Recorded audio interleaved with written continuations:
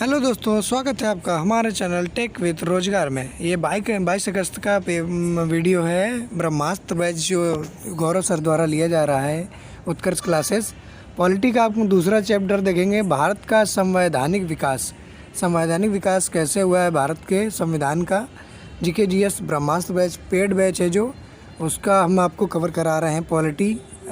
ठीक है, हम एक पार्ट इसका पहला कर चुके हैं, नहीं देखे हैं तो चैनल पर जाकर देख सकते हैं। और चैनल पर नए हों तो चैनल को सब्सक्राइब करें, बेल आइकन ज़रूर दबा लें ताकि पल पल की खबर नोटिस मिलती रहे। और दोस्तों के साथ शेयर कर दें, लाइक कर दें ताकि हमें मोटिवेशन मिले कि आपको कंटेंट अच्छा मिल रहा है। ठीक है, ये पेड बैच है लेकिन आपको हम फ्री प्रोवाइड करा रहे हैं। ये GKGS ब्रह्मास्त्र बैच है। यहाँ से यहाँ तक पढ़ चुके थे, इसका थोड़ा रिवीजन कर लेते हैं। 1919 गवर्नमेंट ऑफ इंडिया एक्ट 10 वर्ष बाद समीक्षा आयोग का निर्माण करने को कहा गया था। 1927 में क्या हुआ, साइमन कमीशन का गठन किया गया। साइमन कमीशन भारत कब आता है, 1928 बम्बई में पहुंचता है। 1927 में गठन होता है, 1928 को भारत मुंबई में पहुंचता है। जिसमें 7 सदस्य होते हैं, वो सारे के सारे अंग्रेज होते हैं। जिसे साइमन कमीशन गो बैक के नारे लगते हैं, जिसमें लाला लाजपत राय की लाठी मारकर हत्या कर दी जाती है। ठीक, आप यहाँ तक पढ़ चुके थे हम लोग, इसके आगे चलेंगे। इसी में साइमन गो बैक, इसको सफ़ेद कहा गया, सफ़ेद मैन का कानून। ठीक है, साइमन गो बैक के नारे लगे जिसमें लाठियाँ पड़ी। 1935 का एक्ट आता है, संविधान का सर्वाधिक प्रभाव इससे दिखाई देता है। 1935 के अधिनियम से इसे मिनी कॉन्स्टिट्यूशन, लघु संविधान कहते हैं। प्रांतों में द्वैत शासन शुरू किया गया, समाप्त किया गया। इसकी शुरुआत फिर दोबारा से होती है, प्रांतीय स्वायत्तता दी गई। इसके माध्यम से केंद्र में द्वैत शासन शुभारंभ किया गया, केंद्र के द्वैत शासन का शुभारंभ किया गया, स्टेट और सेंटर। अवशिष्ट शक्तियाँ इसी से ली गई हैं जो केंद्र के पास होती हैं। केंद्र कानून बनाता है अवशिष्ट शक्तियों पर। ठीक है, 1935 के एक्ट से ली गई हैं हमारे संविधान में। आगे प्रस्तावना है, प्रस्तावना विहीन थी ये, इसमें प्रस्तावना नहीं थी। ठीक है, 1919 प्रस्तावना को कॉपी किया गया है, पेस्ट करके 1935 में रखा गया है। ठीक है, ये 1919 के में प्रस्तावना की, उसकी कॉपी थी 1935 में। और इसी में कहा गया अखिल भारतीय आयोग महासंघ बनेगा, निर्माण हुआ नहीं हुआ, लेकिन बात कही गई थी, हुआ नहीं। ठीक, अगला होगा फेडरल कोर्ट की स्थापना की गई इसी के माध्यम से 1937 में, जिसके CJ चीफ जस्टिस मोरेस ग्वेवर बने, जिसमें एक CJI, 2 भारतीय गवर्नर 2 थे। ठीक, जैकब और सुल्तान क्या थे, ये जस्टिस बने। फिर इसी के माध्यम से RBI स्थापना होती है, यंग हिल्टन आयोग बनता है। इसकी सिफारिश में शाही आयोग जिसे कहते हैं। 1934 का एक्ट है, 1 अप्रैल 1935 को RBI का गठन होता है, जिसके फर्स्ट गवर्नर सर ओसबोस स्मिथ बनते हैं। इसमें सूचियाँ बांटी गई थी, इसी के माध्यम से सूचियाँ ली गई हमारी, संघ सूची, राज्य सूची, समवर्ती सूची, जो प्रांतीय सूची हैं, जिसमें प्रांतीय सूची में 54 विषय, 36 विषय समवर्ती में, 59 विषय जो थे केंद्र सूची में थे, सेंट्रल में। 1935 एक्ट से ही बर्मा म्यांमार को अलग किया गया भारत से। 1937 में बर्मा अलग हुआ भारत से। भारत परिषद प्रांत का अंत हुआ और एक्ट 1935 लागू 1 अप्रैल 1937 से लागू हो गया।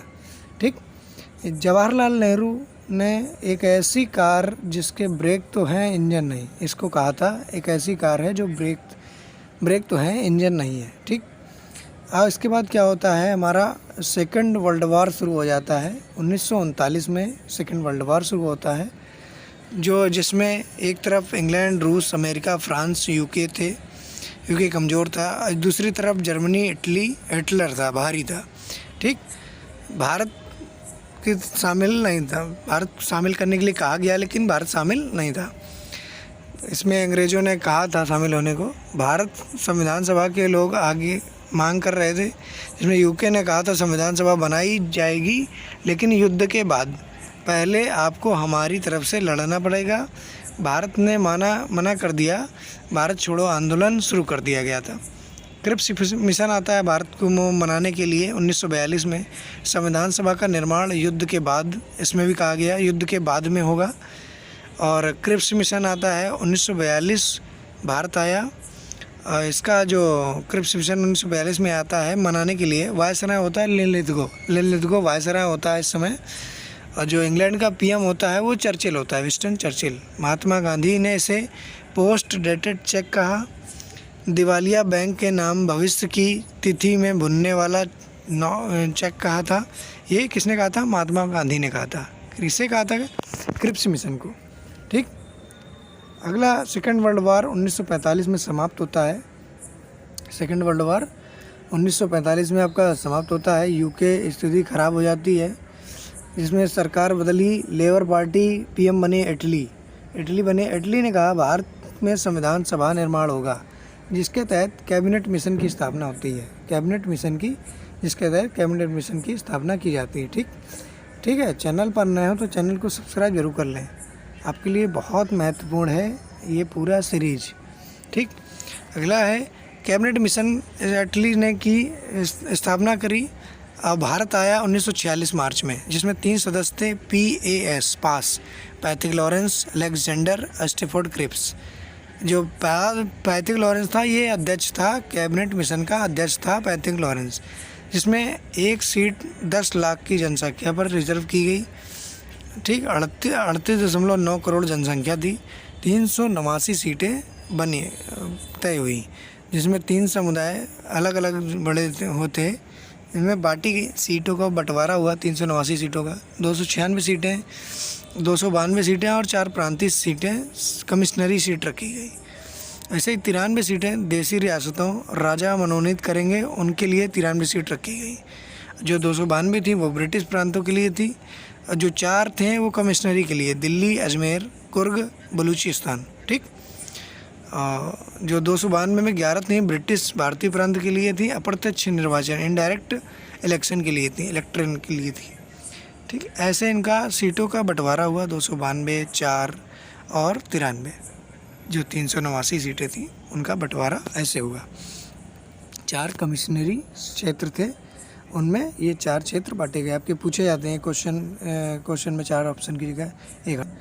चुनाव होते हैं। 208 सीटों पर कांग्रेस जीतती है, 73 सीटों पर मुस्लिम लीग जीतती है, 15 सीट पर अन्य जीतते हैं, जिसमें मुस्लिम लीग अपने आप को कमज़ोर महसूस करती है, हार सहन नहीं कर सकती मुस्लिम लीग।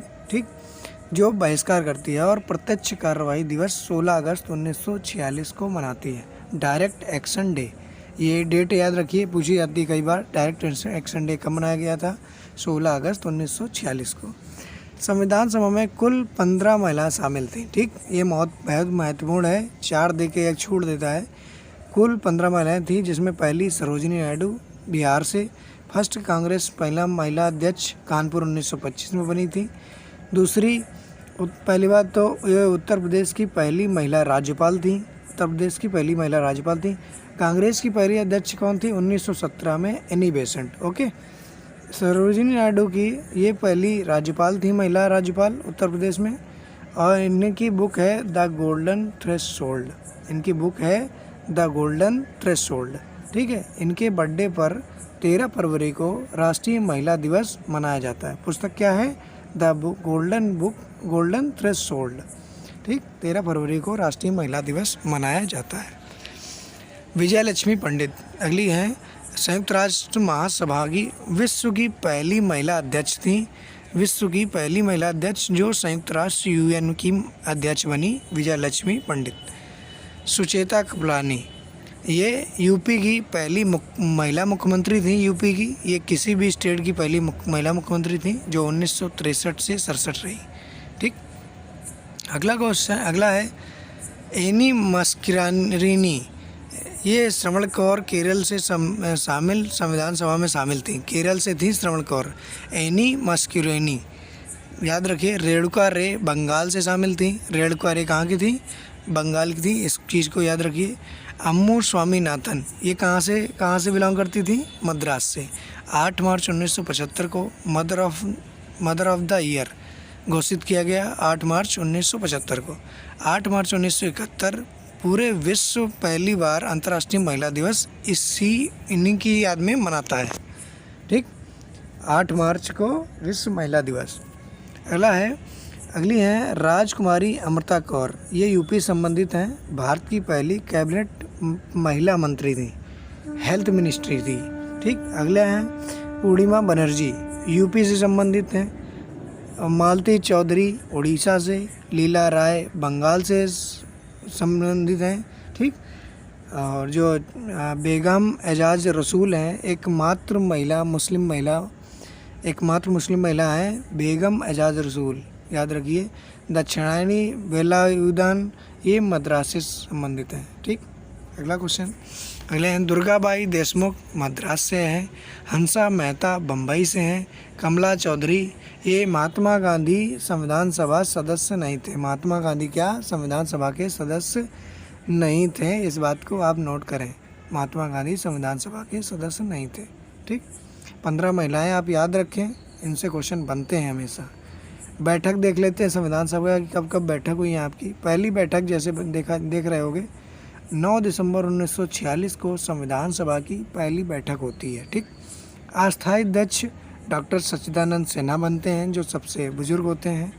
ठीक है, उपसभापति पूछा जाता है फ्रैंक एंथनी बनते हैं।